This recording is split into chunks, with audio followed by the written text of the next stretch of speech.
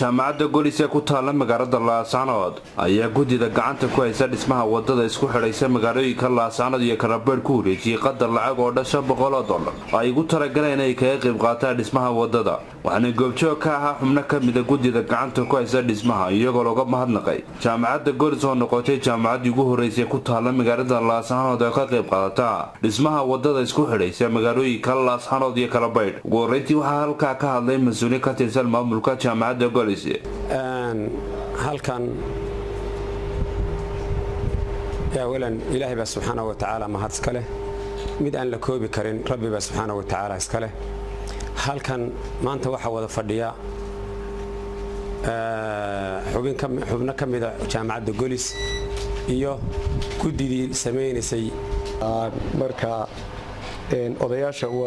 كودي إن وضدا إن Karabeer Laascaanood أنا وهذا من جامعة Golis نهاي waxaan ugu talagalay wax marka hore deetir ahaan aan badnayn $500 iyo $500 aan ku darsanay dugsiga isbitaalka Yagoori laga dhisayo runtii marka la yiraahdo lacagtaas waa lacag yar laakiin waxaad moodaa macnawiyan inay macna sameynayso oo ah dhanka kale in dadku ku baraarugo inaynu wax qabadkeena nin waliba uu heli karo uu ku biiriyo waxaanu qabsanayno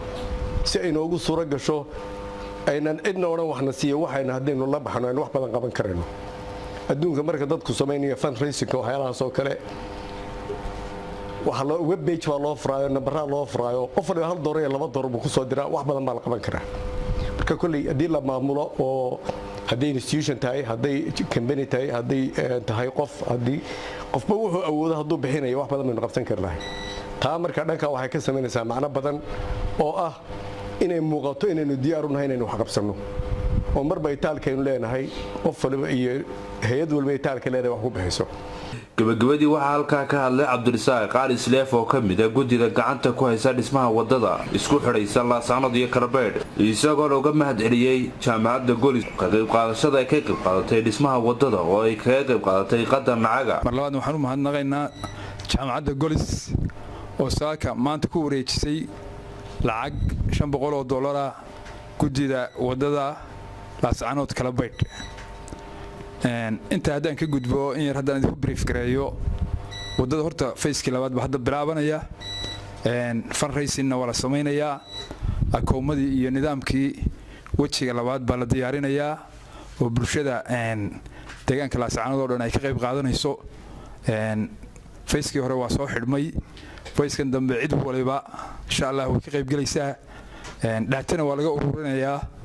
cid waliba wax ay ku darsatay hadda waxaan u manayaa Laascaanood marka la eego koow maanta jaamacadda Golis baa ka ah insha Allah diiwaan waanu haynaa aan ku qorayno cid waliba waxay ka geystay wadadaas waa wadada qaran haddaba waa la maraa cid waliba way maraysaa waa kaabo weyn oo dhaqaale marka la sii hagaajiyo hadeer laamigii daamarkii iyo jaygii iyo facekii labaad baa loo gudbayaa lacag ururin baa hadda la bilaabaya xoog leh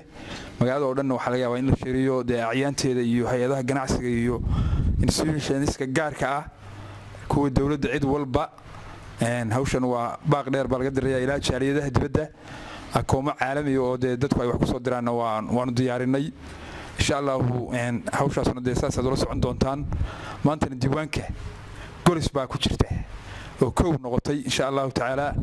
mar labaad iyo mar saddexaad waxaan idinku doorinayaa wanaag aad noo sameyseen iyo xafladan iftitaax wanaagsan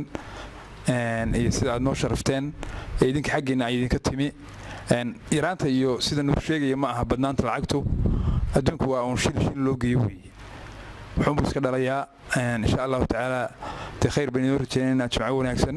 sadaqa jaariyana way noqonaysaa wadadana waa wado aan ciidina lahayn oo waligeed ku soconaysa sida masaajidka iyo meelaha khayriga way kamid tahay qofku isaga anfacaysa dalkiisa iyo dadkiisa anfacaysa haddaba gaadiidka mahadnaqa iyo waxa ka dhacayo wad yaabaysa iyo socodka soo durba soo hagaagay marka deelaamiga la sii hagaajiyana waxay noqonaysaa arrin wacan deegaanka oo dhan waxay noqonaysaa tusaale inaan wax qabsan karno ayay muujinaysaa wax badan oo kale insha Allah isku daynaa marka assalaamu calaykum.